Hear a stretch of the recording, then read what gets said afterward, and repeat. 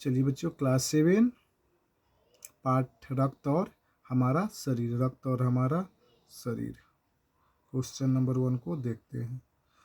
रक्त की बहाव को रोकने के लिए क्या करना चाहिए?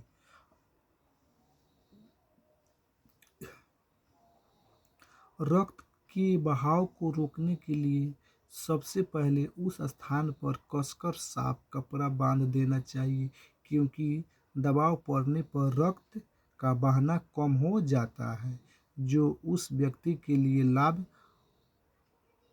सिद्ध होता है। फिर जल्दी ही हमें उस व्यक्ति को डॉक्टर के पास ले जाना चाहिए। चलिए क्वेश्चन नंबर 2। खून को भानुमति का पिटारा क्यों कहा जाता है? खून को भानुमति का पिटारा क्यों कहा जाता है? चलिए, भानुमति का पिटारा हिंदी में एक लोकोक्ति है जिसका अर्थ है एक पिटारे में कई तरह की वस्तुएं।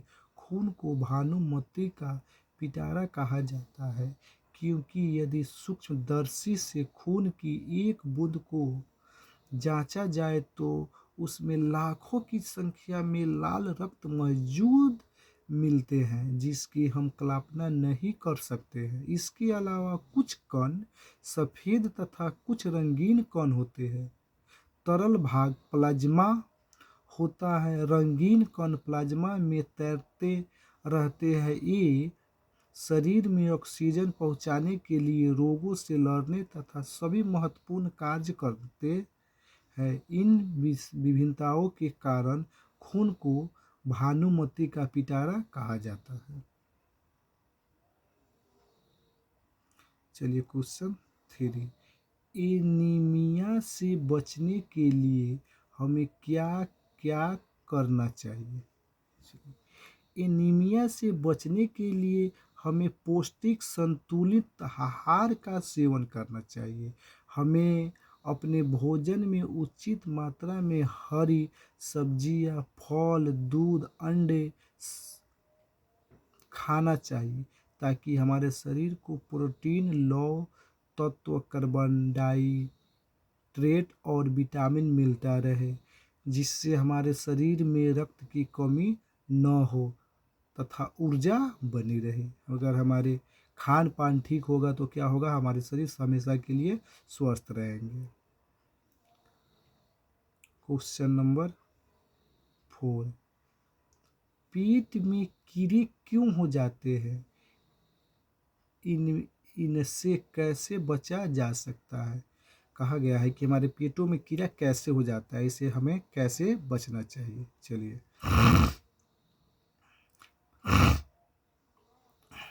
पेट में कीड़े दूषित पानी और खाद्य पदार्थों के कारण होता है। इससे बचने के लिए हमें सफाई से बने खाद्य पदार्थों का सेवन करना चाहिए। भोजन करने से पहले हमें अच्छी तरह से हाथ धो लेने चाहिए। साफ जल भी पीना चाहिए। भोजन तथा पानी ढक कर रखना चाहिए। कुछ कीड़ों के अलावे जमीन की उस ऊपरी सतह पर भी होते हैं, इसलिए नंगे पैर इधर उधर नहीं घूमना चाहिए।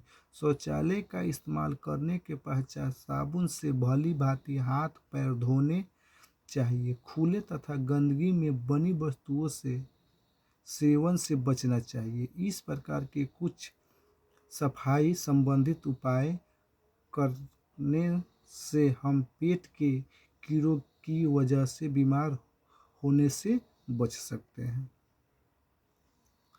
चलिए क्वेश्चन 5।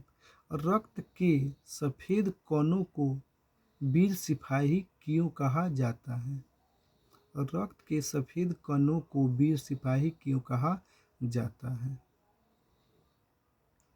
रक्त के सफेद कणों को वीर सिपाही इसलिए कहा जाता है क्योंकि ये रोगों के कीटाणुओं को शरीर में घुसने नहीं देते हैं। जहाँ तक संभव हो सके रोगी कीटाणु की कार्य क्षमता को स्थिर कर उसे डटकल मुकाबला करता है। इस प्रकार वे बहुत से रोगों से सिपाही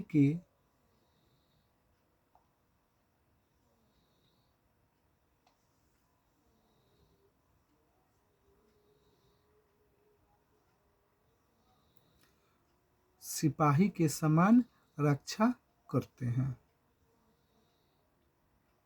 चलिए क्वेश्चन 6, ब्लड बैंक में रक्तदान से क्या लाभ है?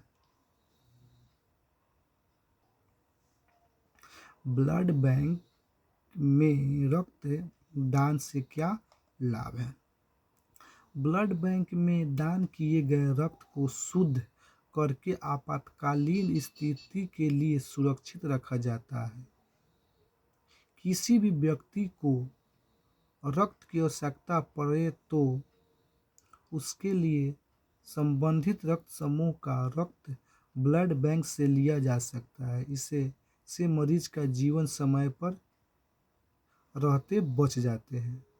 अगर हम ब्लड बैंक में ब्लड को रखते हैं, दान करते हैं, तो किसी जरूरतमंदों की क्या होती है, जान बचाई जा सकती है। क्वेश्चन नंबर 7, सांस लेने पर साफ हवा से ऑक्सीजन प्राप्त होता है, उसे शरीर के हर हिस्से में निम्न में से कौन पहुंचाता है? सफेद कण, लाल कण, सांस नली, फेफड़े। इस तीनों में से कौन हमारे शरीर के अंदर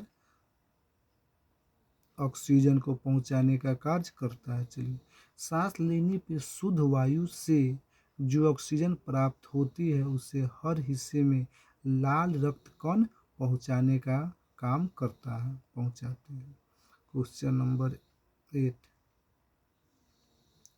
रक्त में हीमोग्लोबिन के लिए किन खनिज की आवश्यकता पड़ती है? जस्ता, सीसा, लोहा, प्लेटिनम।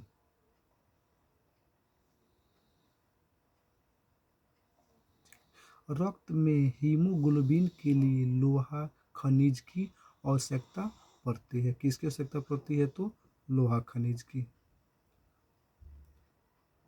बिम्बाणु माने प्लेटलेट कण की कमी किस बीमारी में पाई जाती है? Typhoid, malaria, dengue, filaria.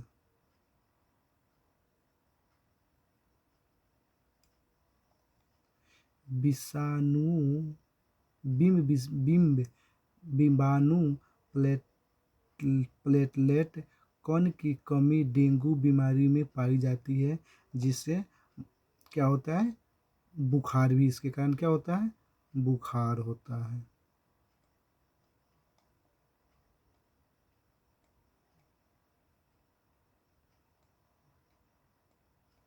बुखार भी होता है।